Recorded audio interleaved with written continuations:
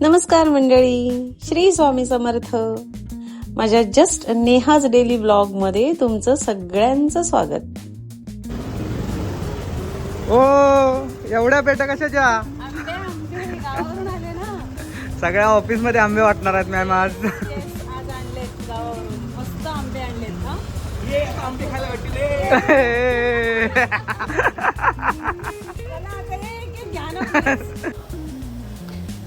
आता मी आमरस बनवत आहे. गावावरून आल्या आल्या आंब्यांचा रस काढून ठेवून देते, खराब होणार नाहीत म्हणजे आंबे. तर चला आता आपण बघूया आमरस कसा बनवायचा.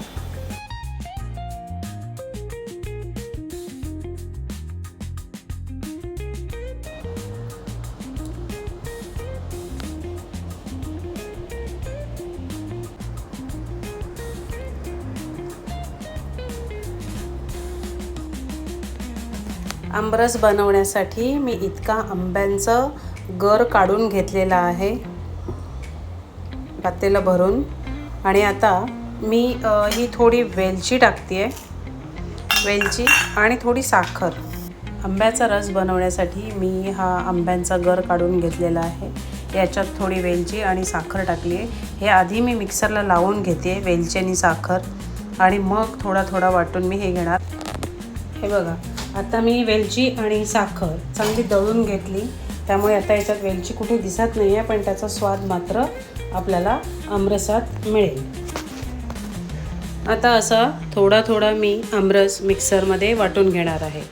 मी आंबे जे आणले ते गावावरून आणलेले आंबे आहेत, ते गोड आहेत, त्यामुळे मी साखरेचं प्रमाण याच्यात घालणार नाही आहे. वेलची वाटण्यापुरती जेवढी साखर टाकली होती तेवढीच. असा हा आमरस थोडा थोडा वाटून घेतला आहे. आणि मी आता याच्यात दूधही टाकणार नाही आहे. हा असा जो वाटलेला जो प्युअर जो आमरस आहे, हा असाच मी एका या जारमध्ये प्लास्टिकच्या एका छानशा डब्यामध्ये ह्याला मी पॅक करून ठेवणार. आणि जेव्हा आपल्याला जर खायचं असेल आणि आपल्याला जर आमरसामध्ये दूध आवडत असेल तर मी त्यावेळेला ते मिक्स करून खाणार. पण आधीपासून जर हा स्टोअर करायचा आहे आमरस, तर याच्यात दूध घालायचं नाही. मी हा जो आमरस बनवला आहे तो एकदम ओरिजिनल आमरस आहे. आत्ता यात थोडीशी साखर, वेलची पावडर मिक्स आहे. दूध नाही घातलं आहे, शक्यतो मी दूध वापरतच नाही. पण तुम्हाला जर वापरायचं असेल तर खायच्या वेळी याच्यात थोडंसं तुम्ही वापरू शकता. आधीपासून स्टोअर करण्याकरता आमरस कराल त्यावेळेला तो असाच करून ठेवा. दूध आमरसात घालून उगाचच तो ॲड करून ठेवू नका.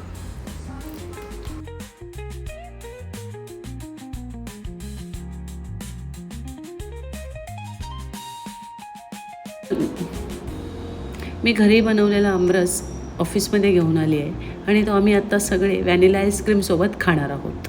मँगो आईस्क्रीम ही आहे आमची आईस्क्रीम आणि आमरस खायची तयारी.